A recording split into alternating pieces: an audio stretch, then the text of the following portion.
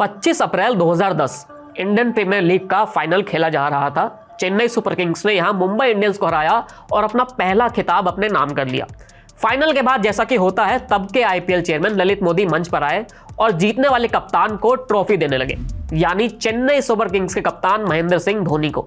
यह तस्वीर अपने आप में बड़ी मजेदार है, क्योंकि जिस सीएसके के कप्तान को ललित मोदी वो ट्रॉफी दे रहे थे, उसी टीम के मालिक ने एक ऐसी चाल चली थी कि ललित मोदी का पत्ता आईपीएल से पूरी तरह साफ हो गया था।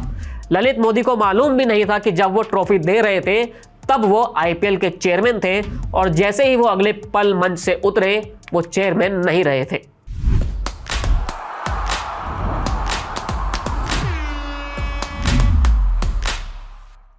हेलो नमस्ते। आज की क्रिकेट कथा में मैं मोहित ब्रोवर आपके सामने लेकर हाजिर हूं कहानी ललित मोदी के आईपीएल से बाहर निकलने की और एक भगोड़ा कहलाने की। 2008 में जब ललित मोदी की दिमागी उपज आईपीएल दुनिया के सामने आई तो किसी को भरोसा नहीं था कि ये क्रिकेट ही बदल देगा। भविष्य में इतिहास लिखने वाले जब कभी क्रिकेट की हिस्ट्री लिखने का मन बनाएंगे तो उसमें एक चैप्टर आईपीएल से पहले का क्रिकेट और उसके आने के बाद का क्रिकेट पर लिखना ही पड़ेगा। और चूंकि इसके शुरुआती कर्ता धर्ता ललित मोदी ही थे, आईपीएल हिट होते ही ललित मोदी स्टार बन गए। उनका जलवा था यार। टीमों के लिए खेलने वाले सचिन धोनी हो या फिर उन्हीं टीमों के मालिक शाहरुख और प्रीति, उस वक्त ललित मोदी के स्टारडम के आगे कोई नहीं टिकता था। और ललित मोदी को इसमें मजा भी आता था, क्योंकि वो बताना चाहते थे कि असली बॉस वही है। मैच से पहले हेलीकॉप्टर में ग्राउंड में एंट्री करना, बड़ी बड़ी पार्टियां करना और अपनी मनमर्जी के हिसाब से क्रिकेट को बदल देना। जिस ललित मोदी को कभी बीसीसीआई में अपना एक स्थान बनाने के लिए पापड़ बेलने पड़े थे, वो अब बोर्ड में वाइस प्रेसिडेंट था और सबसे ज्यादा कमाकर देने वाली लीग का बॉस भी था। अब कहानी पर लौटते हैं। ललित मोदी जब एमएस धोनी को ट्रॉफी देकर लौटे, उसके तुरंत बाद उनको एक ईमेल दिखाया गया जो तब के बीसीसीआई चीफ शशांक मनोहर ने भेजा था। यह चिट्ठी ललित मोदी का सस्पेंशन लेटर थी।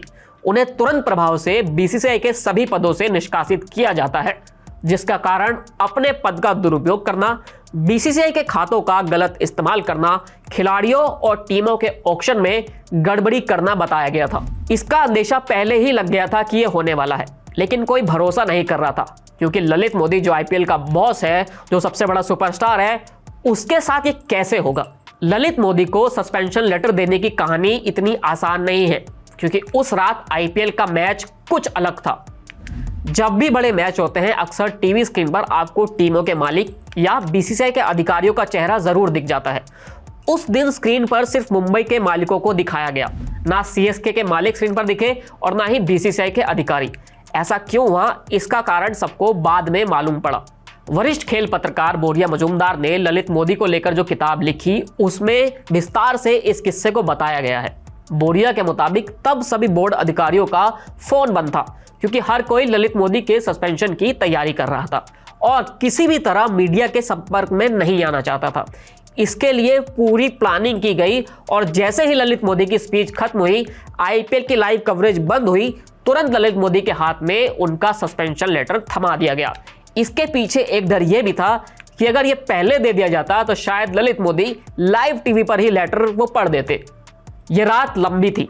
ललित मोदी को चिट्ठी मिली और उसके बाद बीसीसीआई अध्यक्ष शशांक मनोहर ने एक ऑफिशियल रिलीज जारी की, जिसमें यह सूचित किया गया कि ललित मोदी ने बतौर आईपीएल चेयरमैन काफी गड़बड़ी की थी।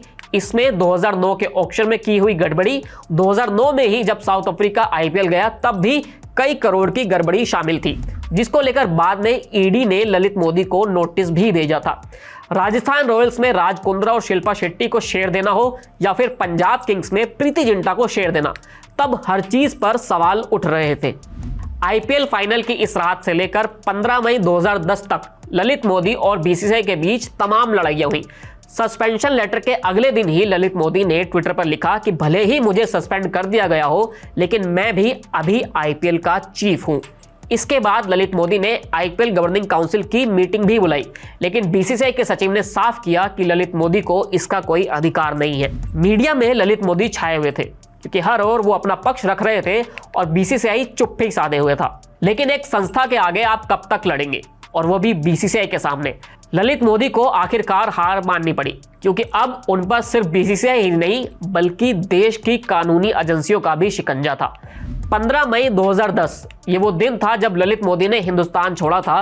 तब से लेकर अब तक ललित मोदी का इंतजार है। कहने को वो भारत में भगोड़े हैं, लेकिन लंदन में फुल ऐश वाली लाइफ जीते हैं। ये थी ललित मोदी के सस्पेंशन की रात वाली कहानी। ललित मोदी से जुड़ी और आईपीएल से जुड़ी ऐसी ही कहानियों के लिए हम आपके साथ फिर सामने हाजिर होंगे। आप तब तक हमारे साथ बने रहिए।